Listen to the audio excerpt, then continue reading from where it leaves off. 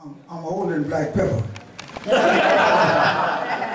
I know lots of things, and all the musicians is down south.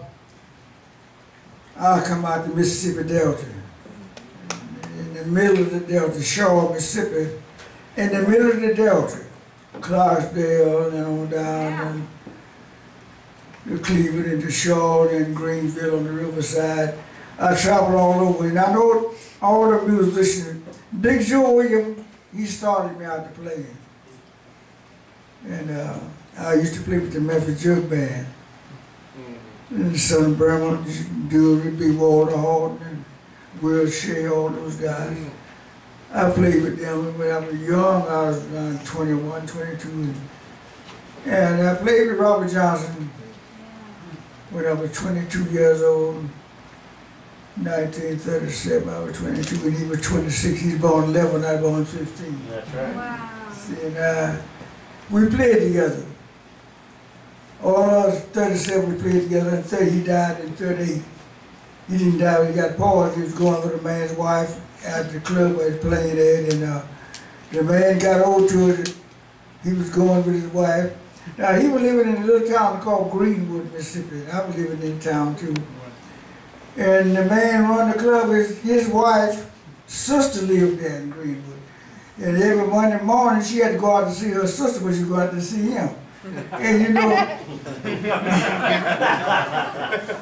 and that's something, small town, people could, rain or something, would go uptown and walk up down Johnson Street. I saw your wife and Robert walk down the street, you know. So Robert played out there for this man about 6 months, 7 months.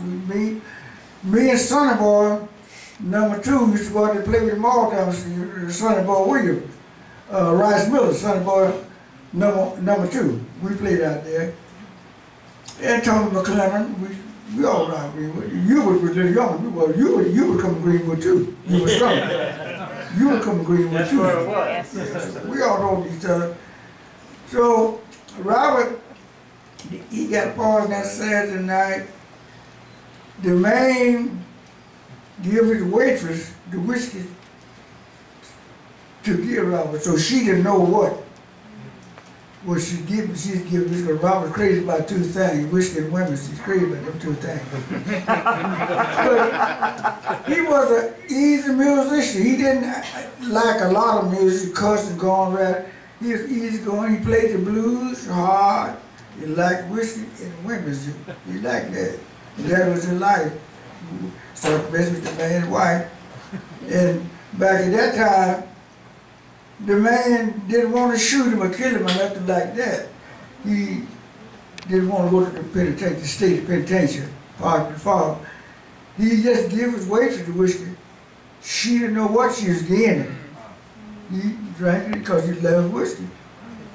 And that Saturday night, the people come out there by 12 o'clock. He had a guitar in his arm like this, and they want him to play Tailpipe Blues, Kind, Hollow Mama Blues, all the blues that he recorded in the same year.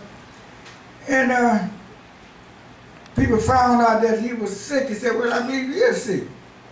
Carried him out back home that Sunday morning. Well, I was young, and I was running around there, the girls running around. I thought he'd be all right, you know. I didn't go there that Sunday, and that Monday I didn't go there that Monday. I went over to where his roommate had that Tuesday. He was sick, and back in that time, this is during the Depression, you know that? And the doctors at that time didn't know what doctors know now. Doctors didn't know nothing then too much. The same doctor would come to me to come to you then. That's the same thing the mule has. The doctor didn't know, the time and things that run a long way just with people. But one thing now, the doctors ain't got it with, that's cancer too much right now. But and the thing is now, and everybody got it covered everybody now. He got it covered for a while. We got good doctors now know a lot of things. But back then, doctor give you a pill, that's all they know to do. They give you a shot, they put you to sleep and die. That's all.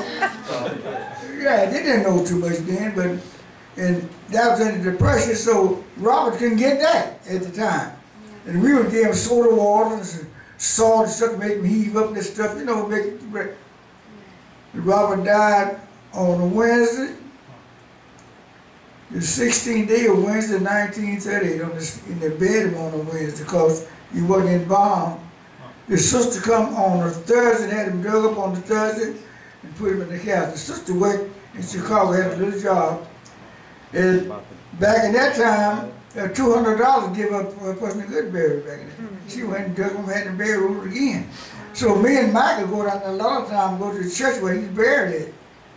And here was a woman, she died a few years ago. She was on the same plantation when they buried Robert. She died a few years ago. Big church right there. Me and my manager go down there, and a lot of people go down there now and look at the church where he's buried at. What city's that in? So, I know Robert real good. He used to go with a cousin of mine, Willie Mays. I used to go to Tunica. She said, "Do you know Robert?" I said, "No, I don't know him." She said, "That's my boyfriend." When I met him, that's how I met him. The first time when he played with Son House Willie Brown at Lake Common. And I was going, trying to hitchhike. I was hitchhiking, trying to go back to Greenwood. And that Saturday night, I stayed with nobody. They were playing at him and Willie Brown. And I went there Sunday morning to Greenwood. That's where I went to school at Greenwood. That's where Robert got party in Greenwood, Mississippi. So,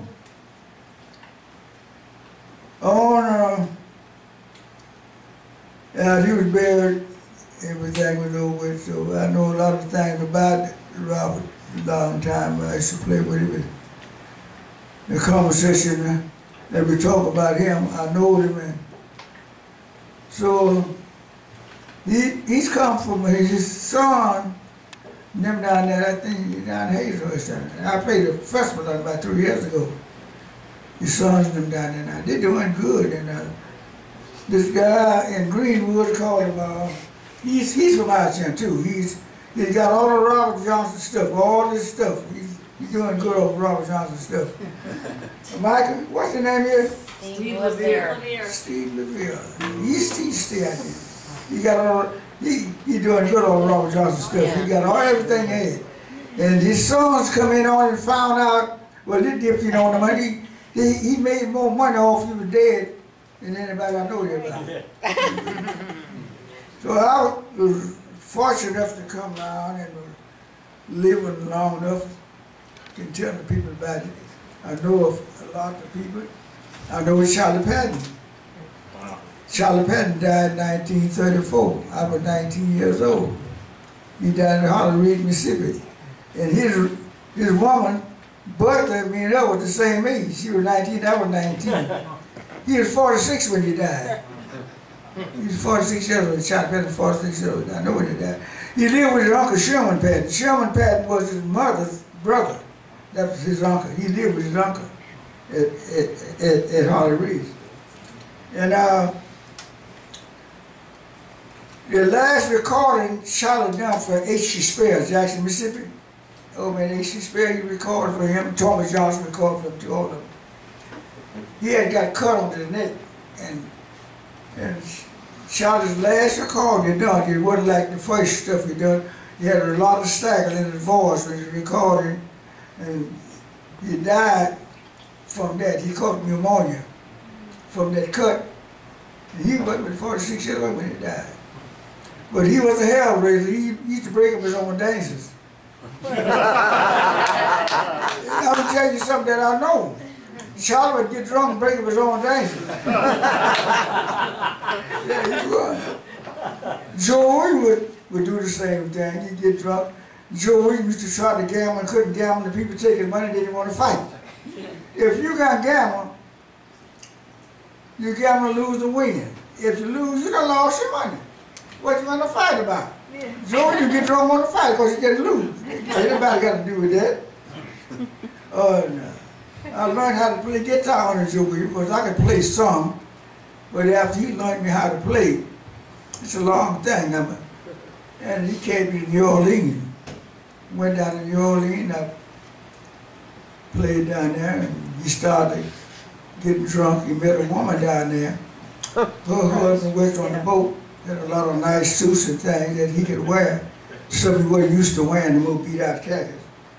So he put them suits on, tried to fight me every night. Getting drunk. I'm a young boy. I was young then. So it's a long. I'm gonna tell you all about it. Some of it, I got good remembrance. You sure do. So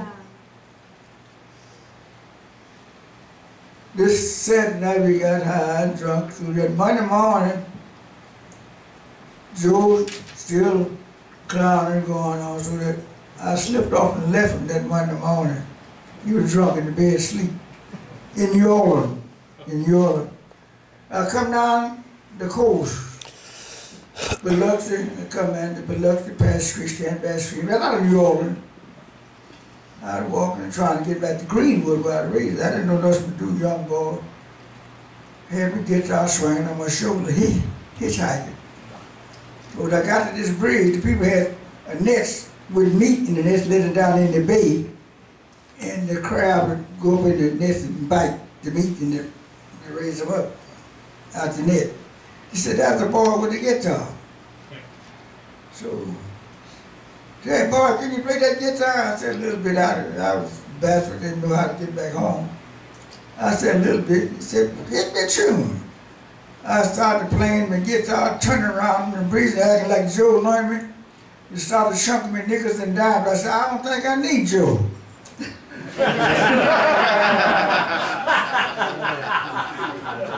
So, I got to this little town, I can't call her name, and it's right on the coast. And I went on back into Greenwood, to my hometown where I was raised there. I went out in the country where Joe would pick me up at, playing for my sisters and brothers. They said, Honey can play now, Honey can play now. And I thought I could. I ain't gonna stay in the country no more, so I'm too good to stay in the country. I come to Memphis and started playing with the Memphis Jug Band. I played with Big Walter Horton, Sonny Berman, Dury, Will Shea, Memphis Minnie was there. All of us around, and I was young, real young. Big Walter was young, and I was. Big Walter was 17. I was 20. Then from then on, I played around, and it's a long story to my life, what I've done.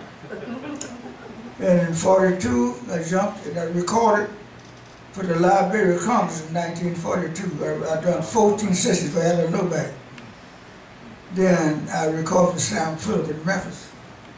I left there, I went to Houston, Texas. I recorded for Artist Recording Company in Houston, Texas. I left Houston and come back to Chicago and recorded for Chess. And from then I recorded in New York for Delphi. I don't know how many companies I recorded for. I don't know how many. And that's why I'm not that good, but people think I'm here. But I've done so much of stuff out there. And I know so much to give up to. I know how to give up music. I know how. I can make it good, I can make it bad. I can give it up. So that's about it. So I've been out there. I've been all over the world. I've been to Tokyo, I've been to Japan. I've been to Paris, France. I've been to Toulouse. I've been to Finland. I don't know. I've been in Italy. I've been everywhere, overseas just about. Yeah, I've been all over there. So I can't call the places that I've been in. All over there. I've been everywhere. What's your favorite? Everywhere. I've been in Turkey. In the rocks of Turkey. I've been in Turkey. I've been all over there. Still around trying to play the guitar. I'm older than Black Pepper. I'm still around.